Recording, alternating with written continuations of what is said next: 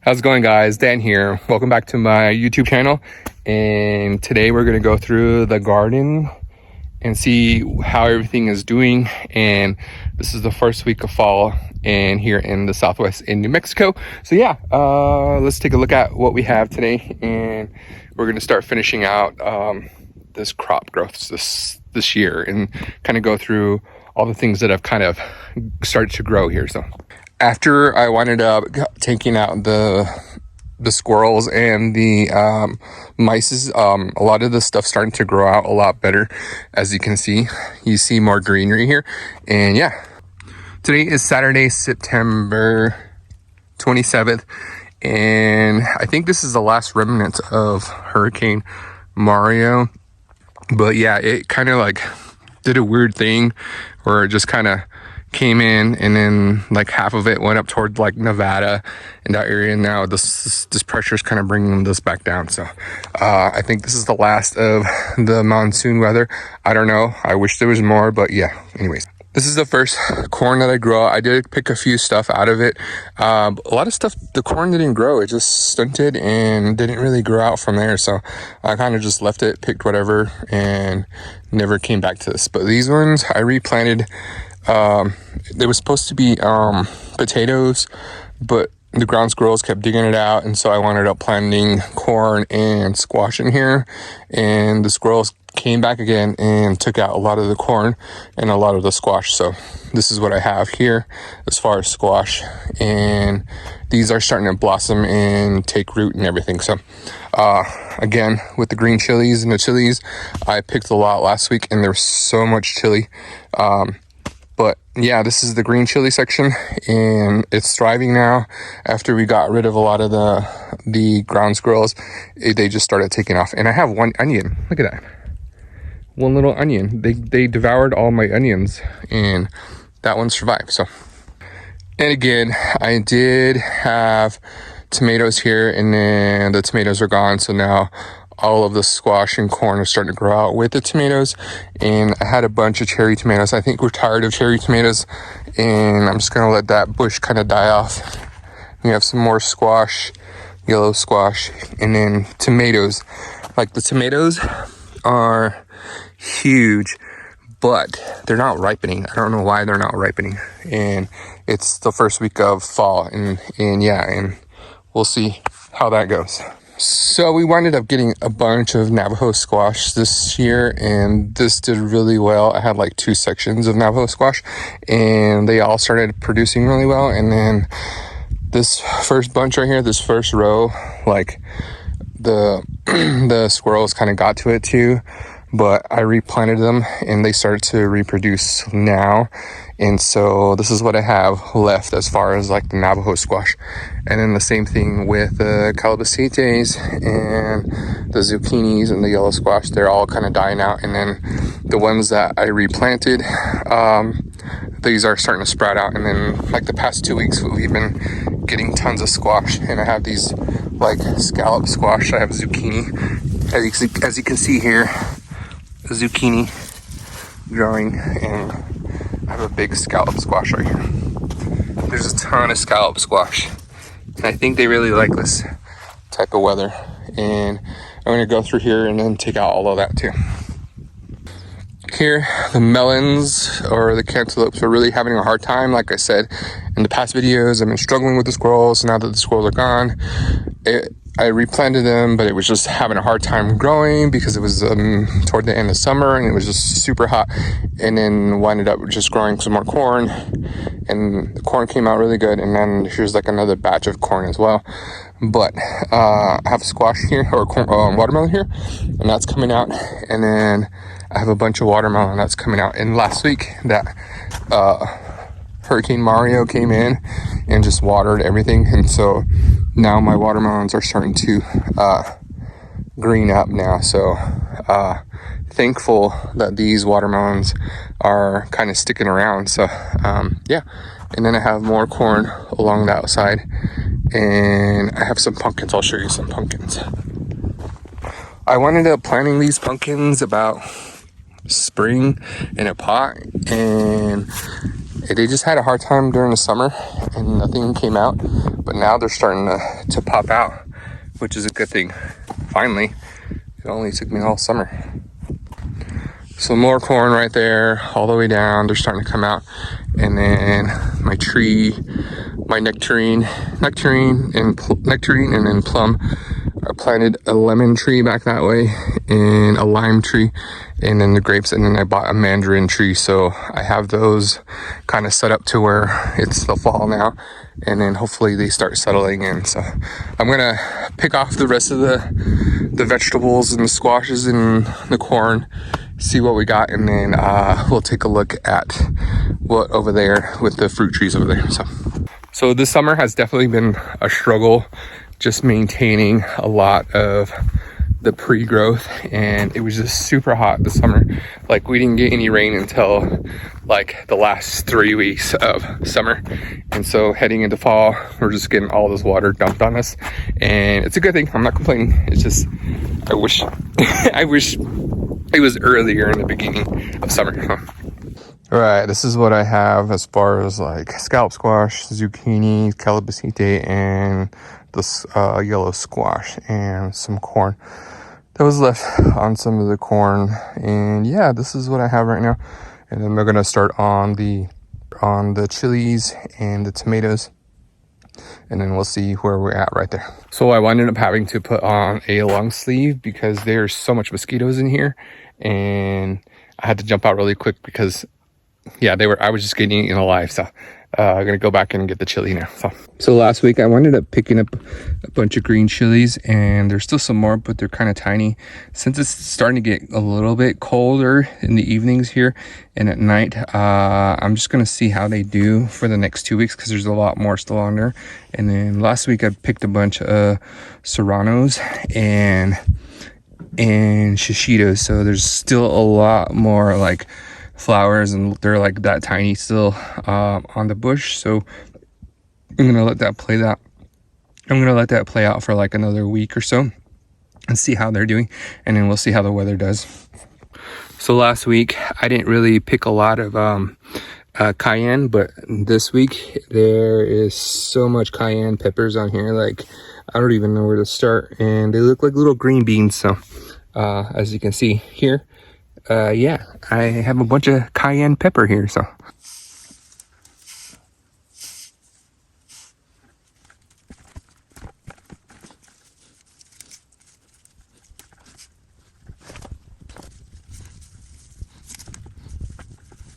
we have these little Tabasco chilies too, and the Tabasco really likes it out here. Like, all of these chilies really like it out here, and so yeah, it's been pretty good. Again, there's still quite a few green chilies on here. They're still kind of tiny, kind of like the rest of these ones, and I'm just gonna let them play out for the rest of the week, and I think it's gonna get colder again too. And also these Tabasco chilies, they are freaking hot. Like I like had like half of one and just burned my mouth. So all right, this is the tomato haul. One giant tomato, still kind of green. It's starting to turn reddish, so we'll see how, we'll just set it on the countertop and see how that ripens. And then all these cherry tomatoes, and last week I had just about the same amount. So yeah, and then this week here we have Mexico chili, we have New Mexico green chili, we have some serranos, some Tabasco, some cayenne, and some what is that called, shishito chili. So shishito chili is more of like a spicy sweet. Cayenne is just kind of like a bell pepper kind of flavor to me. Tabasco is pretty hot. New Mexico chili is okay. The green chili is not hot, it's very flavorful. Serrano is on the verge of like a little bit of heat with that. So yeah, and it tastes really good. This is the haul, guys, and then I'm gonna insert a video right here of all the stuff that I gathered like throughout the past couple of weeks, as far as like what I've harvested and stuff.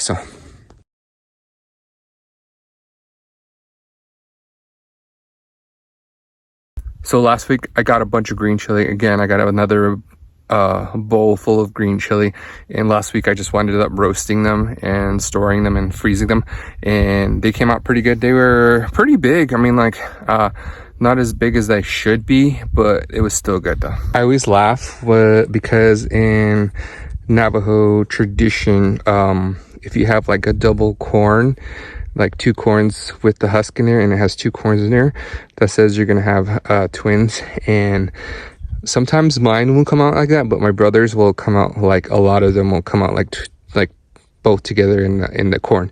And then I kind of laugh because every time I see something like this, I always think of that. But I noticed that a lot of my squashes are doing this. They're like coupling like that, which is kind of weird. So could anyone know like the scientific reasoning on why they do that?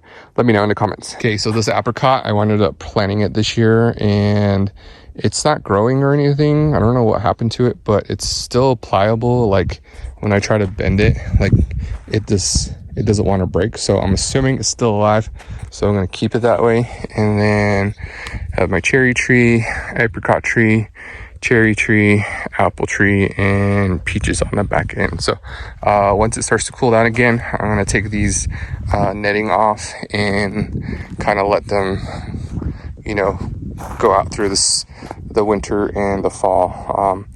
And then I'm going to actually kind of clean this up a little bit better too. Take out all the tumbleweeds and kind of set it up to where it's like a little wall on the ends, and then so that way I can trap more of the water in there. So but yeah, these look like little ghosts from afar. But yeah, the trees are surviving pretty well over here now. And this is the cherry tree that I planted last year, and it's doing great now. It has like a bunch of new growth on here, as you can see. So that's like a new growth, 2 branches, and then this branch was growing, but I don't know what happened to that.